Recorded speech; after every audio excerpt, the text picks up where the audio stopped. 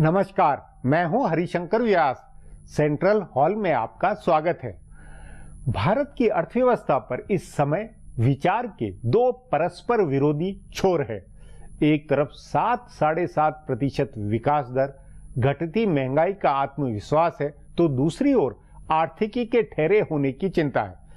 किसी को समझ नहीं आ रहा है कि भारत की अर्थव्यवस्था किस दिशा में जा रही है। शेयर बाजार से सब हैरान है, तो रुपए की कीमत ने भी चिंता पैदा की है। विदेशी निवेशकों के पैसा खींचने पर LIC से शेयर खरीदवा कर बाजार ऊंचा रखवाने की रिपोर्ट आई है। तथ्य है कि शेयर बाजार, सर्राफा बाजार और प्रॉपर्टी बाजार के तीन क्षेत्र आर्थिकी की सेहत को दर्शाते हैं। तीनों में हालात लगातार खराब है। मोदी सरकार के आने के बाद उम्मीदों के भपके में शेयर बाजार में तेजी आई थी। लगा कि सेंटीमेंट्स ठीक हो गए।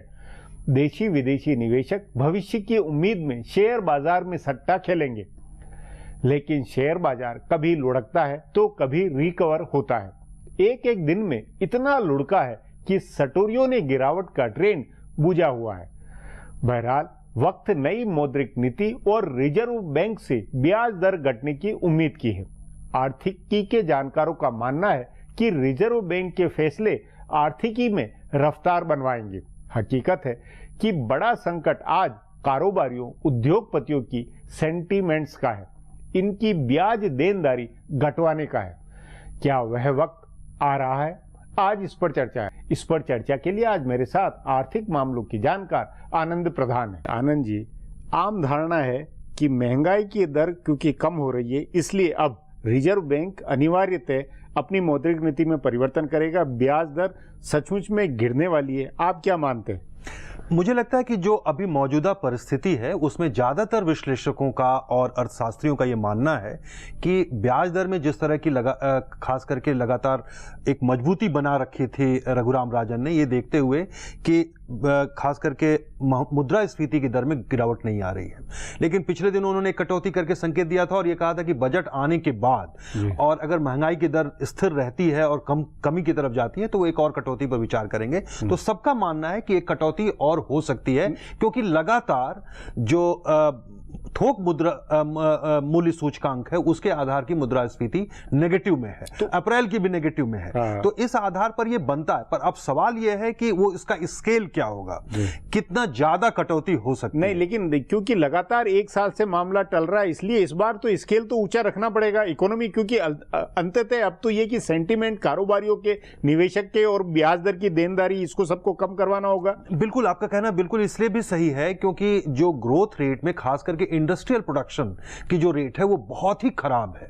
और उसमें अभी जो ताजा रिपोर्ट आई है वो मार्च की, उसमें IIP सिर्फ 2.1% बढ़ा है और उसमें मैन्युफैक्चरिंग का ग्रोथ सिर्फ 2.2% की बढ़ोतरी हुई है। और पूरे 14-15 में जो पिछला साल गुजरा है उसमें सिर्फ 2.8% की ग्रोथ हुई है IIP में, इंडस्ट्रियल प्रोडक्शन में। तो एक तरह से साफ दिखाई पड़ रहा है कि निवेश नहीं हो रहा है और निवेश को बढ़ाने के लिए जरूरी है कि ब्याज दरों में कटौती हो। और जिस तरह से मुद्रास्फीति नीचे है उसके कारण यह संभावना है और एक तरह से दबाव भी है रघुराम राजन पर, और वो इस तरह के संकेत भी दे रहे हैं कि वो इसको लेकर के पॉजिटिव है। लेकिन यहां एक चिंता की बात यह भी है जिस पर उनका ध्यान जरूर होगा कि मुद्रास्फीति में गिरावट तो आ रही है और एक तरह से थोक मूल्य सूचकांक पर आधारित मुद्रास्फीति नेगेटिव भी है, लेकिन जो फूड इंडेक्स है थोक मूल्य सूचकांक में भी और कंज्यूमर प्राइस इंडेक्स में भी, उन दोनों में फूड इंडेक्स काफी ऊंचा है। और उसके कारण एक तरह से ऐसा लगता है कि कहीं अगर, जैसा कि संकेत भी आ रहे हैं, मौसम विभाग का भी कहना है कि मानसून इस साल भी कमजोर रह सकता है। तो अगर उसके कारण खाद्यान्नों की मुद्रास्फीति बढ़ती है या उस तरह के इन्फ्लेशनरी एक्सपेक्टेशंस हैं तो वो पूरी मुद्रास्फीति को उठा देते हैं। नहीं, लेकिन ये खाने पीने की चीजों की महंगाई का कंपोनेंट इतने बड़े स्केल के ऊपर कितना प्रतिशत होता होगा जिसके कारण ये सोचे, क्योंकि बाकी दूसरी चीजें अगर तेल के दाम और ये सब बाकी चीजें अगर कम है या सामान्य स्तर पर है तब तो नहीं। उसमें देखिए, पिछले जो मुद्रास्फीति की दर में गिरावट आई है उसकी एक बड़ी वजह यह थी कि अंतर्राष्ट्रीय बाजारों में तेल की कीमतें गिरी थी और उसके कारण भारतीय बाजारों में भी कमी हुई थी। लेकिन पिछले कम से कम एक महीने से यह ट्रेंड दिखाई पड़ रहा है कि अंतर्राष्ट्रीय बाजारों में भी बढ़ रहा है और भारत में भी उसकी कीमतों में बढ़ोतरी हुई। तो इसका निश्चित तौर पर असर मुद्रास्फीति की पर पड़ेगा। और इसके कारण ये रिजर्व बैंक की एक चिंता जरूर रहेगी कि क्या ये आने वाले समय में खास करके जो कृषि और खाद्यान्नों के उत्पादन पर, जो रबी के उत्पादन पर असर पड़ा है, और अगर खरीफ की फसल के लिए भी इस तरह के आसार बनते हैं तो क्या मुद्रास्फीति में जो बढ़ने के आसार अगर दिखाई पड़ते हैं या इस तरह के एक्सपेक्टेशंस पैदा होते हैं तो क्या कटौती करना अभी उचित होगा।